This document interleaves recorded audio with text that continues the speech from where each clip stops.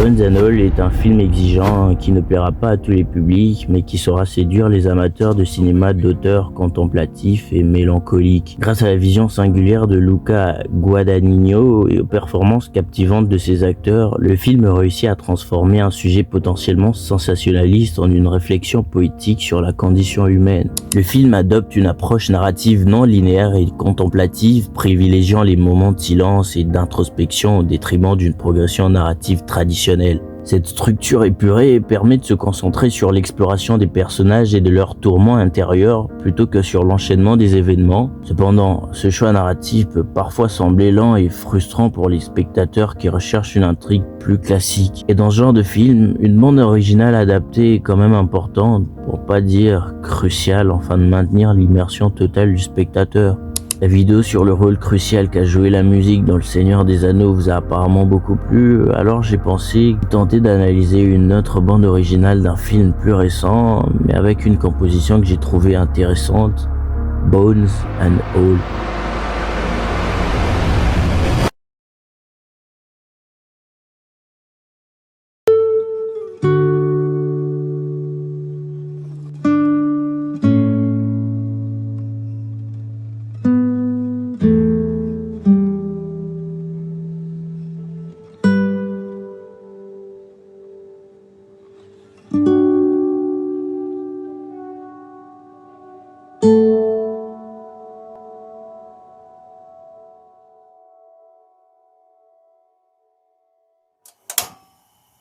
Ce mec, c'est Trent Reznor, et il est le fondateur et leader du groupe de rock industriel Nine Inch Nails, l'un des groupes le plus influents du genre. Et lui, il s'appelle Atticus Ross, un producteur et compositeur britannique célèbre qui collabore à de nombreuses bandes originales avec Trent Reznor. Les deux sont réputés pour leurs compositions sombres, atmosphériques et expérimentales, souvent teintées d'électronica.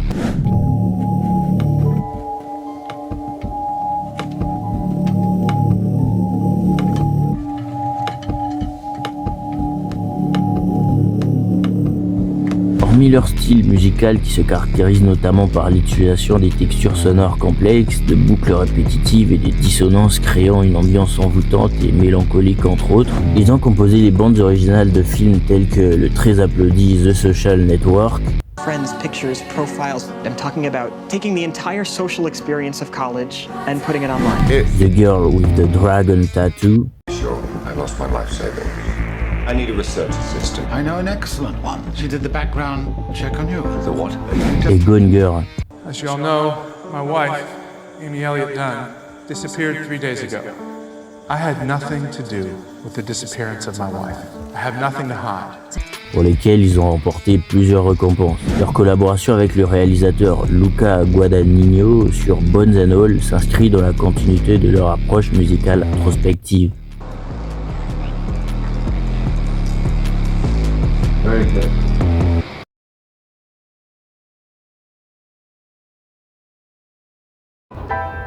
Dès le début, les thèmes de l'identité, de l'appartenance et des désirs refoulés sont clairement posés, comme le montre cette première scène. You are here. Where have you been? You weren't in home ec all week. I got a slip to work on the yearbook. We missed our deadline with Jostens. How does it look? You're not gonna be in it, by the way. Mr. Esser said he reminded you 3 times to get your picture taken. Hey, so my dad's doing inventory all night, and Kim and Jackie are sleeping over. Come too. No, my dad won't let me. So sneak out after he goes to bed. How would I get there? You're down in Southland, right? You know the power lines that go up the hill? That's Chesapeake Road at the top. I'm right there. You said you want to make more friends here.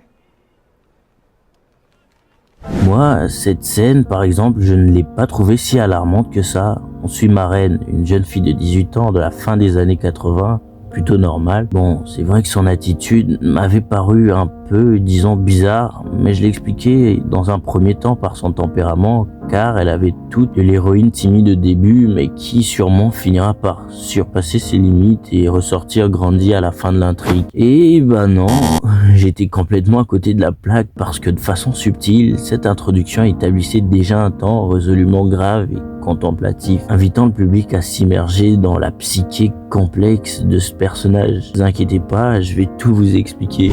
Toujours dans la continuité de cette introduction, on nous fait découvrir que Maren vit seule avec son père dans une sorte de mobil-home tout moisi, pour pas dire désastreux. Mais jusque-là, tout va bien.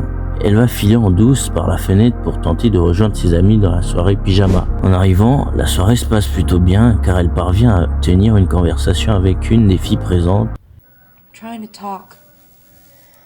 Kim, give me your hand. Chouette, elle se fait peut-être une nouvelle amie. En plus, elles ont l'air de bien s'entendre. À mon avis, l'attraction entre les deux était inévitable.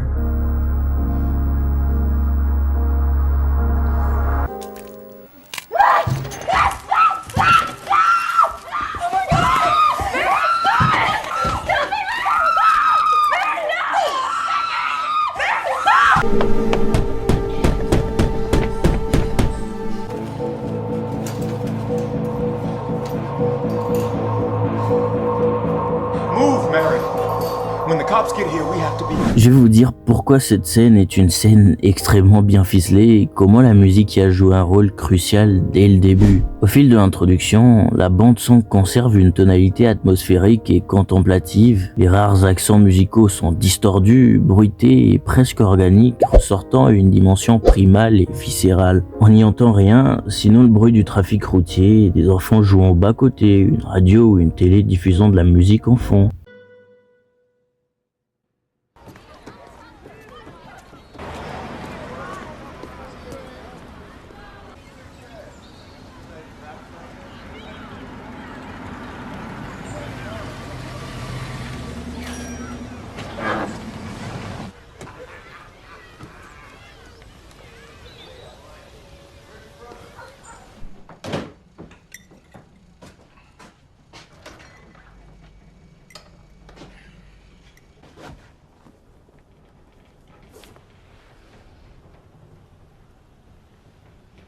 Et là, on comprend que la volonté des compositeurs était dans un premier temps de poser une atmosphère, un temps comme pour préparer le terrain à la suite du récit qui s'annonce tout aussi singulière et dérangeante. La bande originale contribue de manière significative à instaurer cette ambiance spécifique à chacune des scènes. Par exemple, lorsque Maren et Lee traversent les paysages ruraux de l'Amérique, des mélodies mélancoliques et minimalistes de Trent Reznor et Atticus Ross soulignent le sentiment de déracinement et d'errance des personnages. Et ce qu'on appelle l'Americana trouve assez bien sa place, je trouve.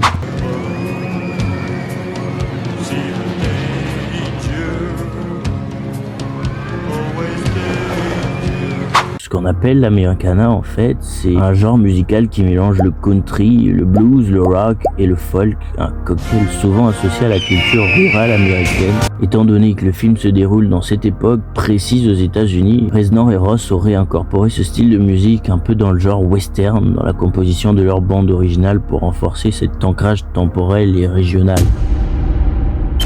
Parfois, la bande sonore est utilisée de manière délibérément contrastante pour créer une sensation d'ironie ou de décalage. Je vous donne un exemple.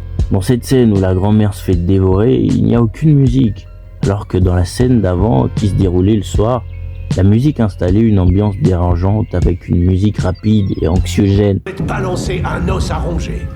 Ce qu'on a en nous, faut lui donner à bouffer. Non. Non, parce que moi... Avec comme des voix dissonantes, des cris en intervalles nous plongeant dans l'énigme psychologique auquel était confrontée la protagoniste. Ici, malgré une scène de cannibalisme choquante, aucune musique n'est présente. Même en fond, a presque banalisé l'horreur qui se déroule devant nos yeux.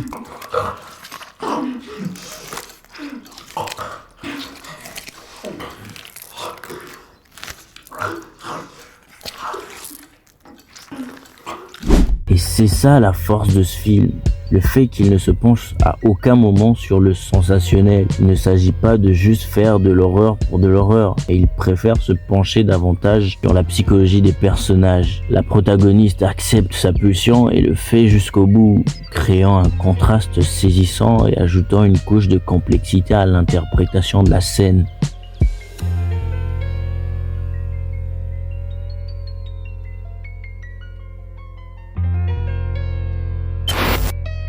Le cannibalisme a toujours eu une place particulière dans l'horreur parce que la pratique touche aux pulsions, elle comporte une dimension sensuelle dérangeante d'autant qu'elle pose une transgression éthique extrême, l'ultime déshumanisation d'autrui, celle de le rabaisser au niveau de produit de consommation mais qui ouvre en même temps une perspective de communion avec l'autre par absorption. C'est un sujet qui a fait couler l'encre des anthropologues et des philosophes depuis longtemps. Ainsi, bien avant Bones and All, on avait eu droit à Hannibal de Ridley Scott avec ses scènes de cannibalisme particulièrement graphiques et sanglantes. I'm starving. See. Here. Now here's the sack that contains the brain. I would really like some wine. That smells great. Yes. Let's try it on, please. I would really like some wine.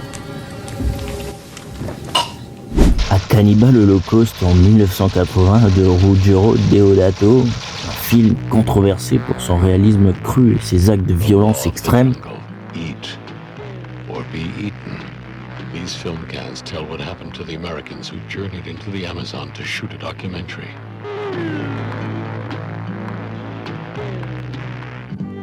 The Green Inferno d'Eli Roth qui plonge les spectateurs dans un univers tribal cannibale de manière particulièrement brutale. Why are they doing this? Et enfin, à Raw de Julia Ducournau qui explore le désir cannibale d'une jeune étudiante de façon viscérale et perturbante.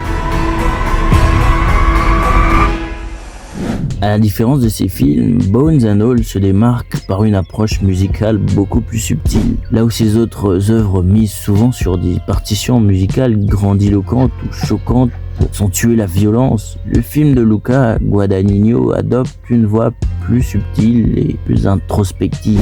Comme vu, la bande-son de Bones and All se caractérise par la musique minimaliste, lancinante et presque organique. Elle crée une ambiance enveloppante et mélancolique reflétant davantage les tourments intérieurs du personnage que la brutalité de ses actes. Cette partition sonore participe ainsi à plonger le spectateur dans la psyché trouble de Maren plutôt que de le confronter frontalement à la violence du cannibalisme. L'objectif semble d'explorer les pulsions dérangeantes du personnage de manière plus nuancée et psychologique, visant ainsi à immerger le public dans les tourments d'une âme tourmentée plutôt que dans la seule représentation du gore.